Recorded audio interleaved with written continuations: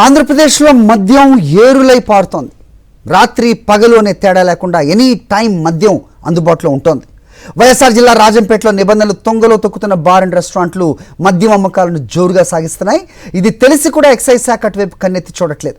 తెల్లవారుజామున రాజంపేటలో ఛాయ్ దొరుకుతుందో లేదో తెలియదు కానీ కావలసినంత మద్యం మాత్రం దొరుకుతుందన్న విమర్శలు వెలువెత్తుతున్నాయి. తెల్లవారుజామునే ఓ బార్ అండ్ రెస్టారెంట్లో మద్యం విక్రయాలను చూసి స్థానికులంతా విస్తుపోతున్నారు, విస్మయం వ్యక్తం చేస్తున్నారు. సమయం సందర్భం లేదా అంటూ ముక్కున వేలేసుకుంటున్నారు. ఎక్సైజ్ శాఖ అధికారులు ఇప్పటికైనా మేల్కొని వేళాపాళ లేకుండా మద్యం అమ్మకాలను సాగిస్తున్న వైన్ షాపులు, బార్ అండ్ రెస్టారెంట్లపై చర్యలు తీసుకోవాలి అంటున్నారు.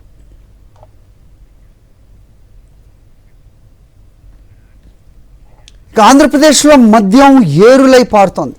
రాత్రి పగలు అనే తేడా లేకుండా ఎనీ టైం మద్యం అందుబాటులో ఉంటుంది. వైఎస్ఆర్ జిల్లా రాజంపేటలో నిబంధనలు తొంగలో తొక్కుతున్న బార్ అండ్ రెస్టారెంట్లు మద్యం అమ్మకాలను జోరుగా సాగిస్తున్నాయి. ఇది తెలిసి కూడా ఎక్సైజ్ శాఖ అటువైపు కన్నెత్తి చూడట్లేదు. తెల్లవారుజామున రాజంపేటలో ఛాయ్ దొరుకుతుందో లేదో తెలియదు కానీ కావలసినంత మద్యం మాత్రం దొరుకుతుందన్న విమర్శలు వెలువెత్తుతున్నాయి. తెల్లవారుజామునే ఓ బార్ అండ్ రెస్టారెంట్లో మద్యం విక్రయాలను చూసి స్థానికులంతా విస్తుపోతున్నారు, విస్మయం వ్యక్తం చేస్తున్నారు. సమయం సందర్భం లేదా అంటూ ముక్కున వేలేసుకుంటున్నారు. ఎక్సైజ్ శాఖ అధికారులు ఇప్పటికైనా మేల్కొని వేళాపాళ లేకుండా మద్యం అమ్మకాలను సాగిస్తున్న వైన్ షాపులు, బార్ అండ్ రెస్టారెంట్లపై చర్యలు తీసుకోవాలి అంటున్నారు.